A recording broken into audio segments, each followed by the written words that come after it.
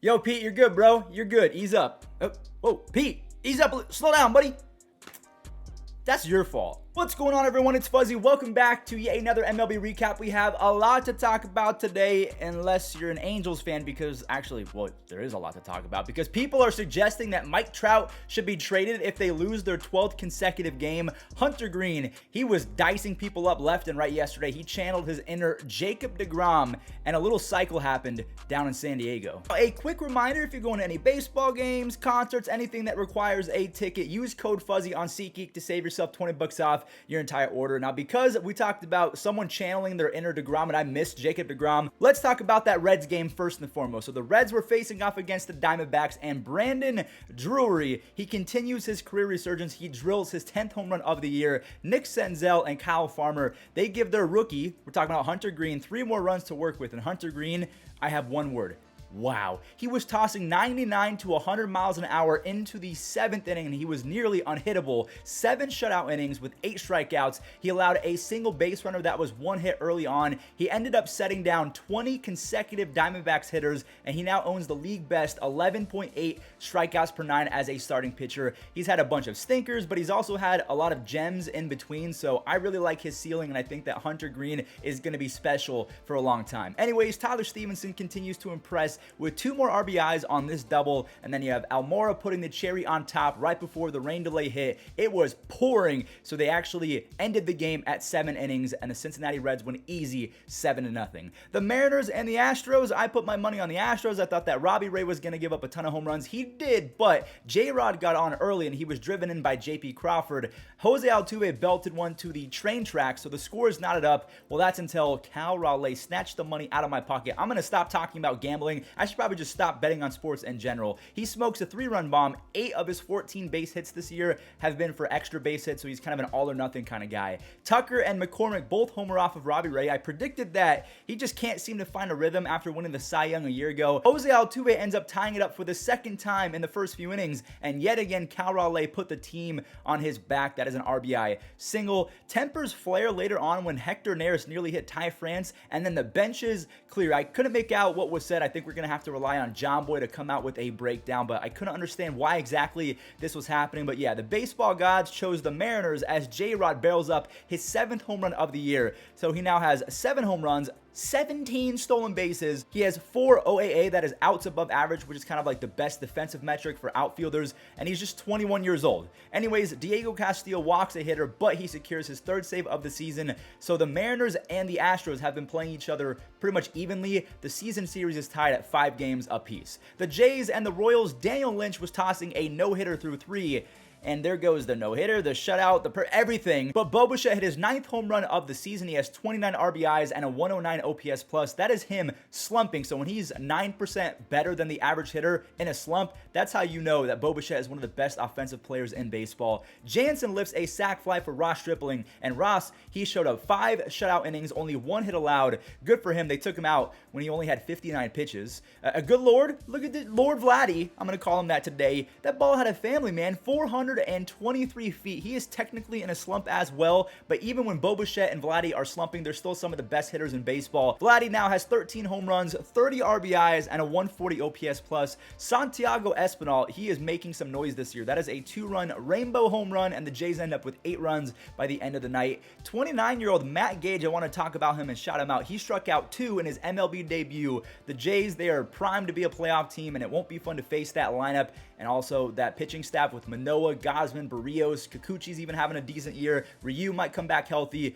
I would not want to face them in a 5-game set. The Red Sox and the Angels, the Anaheim Angels, the LA Angels, whatever you want to call them, the Halos are 0-11 in their last 11 games. And Mike Trout came into this first at-bat 0 for his last 26. He ends that hitless streak. Just unfortunately, the Angels do take the tough L. I don't mean to spoil it, but Verdugo had a head start because it was a 3-2 count with 2 outs, so he's going to be running on the pitch. Vasquez, he puts the ball in play in a perfect spot where Verdugo is not able to get thrown out. Noah Syndergaard Thor was actually pretty solid. 1 earned run over 6 innings, but Michael Wacha was not playing around. He wanted to make the Angels fans suffer even more. Wacha got all 27 outs. He threw a complete game shutout with 6 punch outs. It only took him 105 pitches. The Red Sox are now 28-27 after being one of the best teams over the last 2 weeks, while the Angels fall to 2 games below 500. They're 27-29. They just lost their 12th game in a row. A lot of people are saying they're playing lifeless baseball, and because of that, they should trade Mike Trout to a contender. Are you crazy? Are you out of your mind? Mike Trout, I absolutely love the guy. He is the best baseball player I have ever seen with my own eyes. I was kind of young when Barry Bonds played, and same with Ken Griffey Jr., but Mike Trout to me is the guy. Are you out of your mind? Trade Mike Trout. He's part of the reason why they're 0 for their last 12. He was hitless over their last 7-8 games, so you're telling me he shouldn't be held accountable, but he is not above reproach. If you are slumping and your team is 0 for 11 or 0 for 12 now as their best player, you're going to get the blame. Like last year, Bryce Harper, he was the MVP without a doubt, but he wasn't very good against the Braves in the second to last week of the season, and that almost came back to bite him, as a lot of Braves fans and fans across baseball were saying Bryce Harper wasn't good when it mattered. We're not even in July yet. We're not even at the halfway point. Give Mike Trout and the Angels some time. Wait for Anthony Rendon to get healthy if he's not healthy already. I don't really keep track of them every single day, but I still believe they have a good roster, even though, yeah, they've lost 12 in a row, but get it out now as opposed to in September. That's my thought. Unlike Obi-Wan Kenobi, I had a good feeling about this one. I put some monies on the Mets, and they did not disappoint. Also, I'm gonna stop talking about gambling, so don't get used to me talking about it. J.D. Davis takes a walk for his 12th RBI, and Eduardo Escobar does his part with a 2-run single. Later on, Eduardo Escobar doubles, and he's able to score on a Brandon Nimmo base hit up the middle. Davis grabs his 2nd RBI of the night, but like we saw in the intro, why did he slide like that? Why was no one behind the plate helping him, saying, hey, you're easy, no one's gonna throw you out, just please do not dive like that?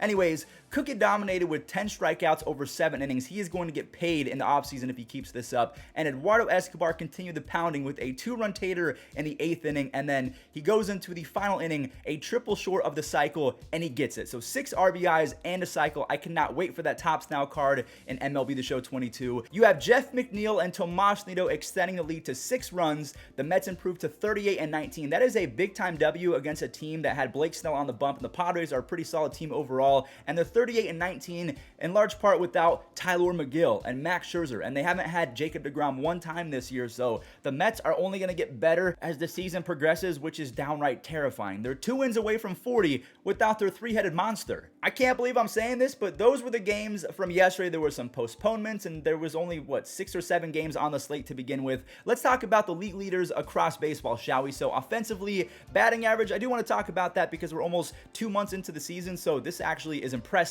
Luis Arraez and JD Martinez are hitting a cool 358. Luis Arraez and JD, to me, are some of the most underrated players in baseball, not talked about enough. Aaron Judge is easily leading the way with 21 home runs, with Mookie, Jordan, and Pete Alonso tied at 16 apiece. Unfortunately for me, a Cleveland fan, Pete Alonso not only is in the top 2 for home runs, but he's also number 1 in RBI. He overtook J-Ram, although he has 40 more at-bats than J-Ram. Speaking of Jays, let's talk about J-Rod. He has a solid cushion, a 3 stolen base lead. He has 17, and a few others are tied at 14. J-Rod, not only can he hit a baseball 117 miles an hour, he might be the fastest dude across the league. Now let's talk about the pitchers. Nasty Nestor Cortez, he is wearing the crown right now, just ahead of Martin Perez, Joe Musgrove, and others. Saves, we have the 2 lefties, Taylor Rogers and Josh Hader, tied at the top with 18 apiece. And last but not least, we have some strikeout leaders. Shane McClanahan is still the alpha in that department, but strikeout machines like Burns,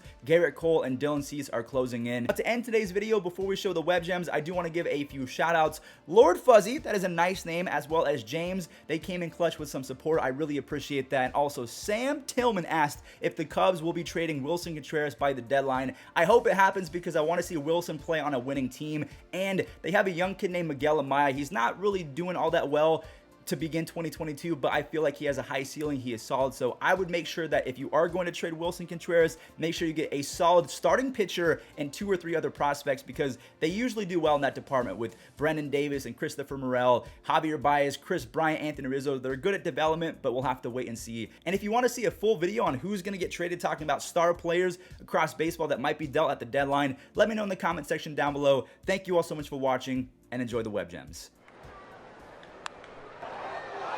Oh, what a play at third. Josh Rojas stabs that one as he's rolling into foul territory. That's the second out in the 7th.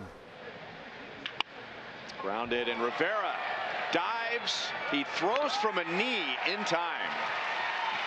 Now this reaction play here at third, that's what he's for. That's what you want to do. Go left, go right. But sometimes you try to get to your feet. Up the middle, Pena to his knees with a backhand play, goes to first. Hey, that ball was hit hard.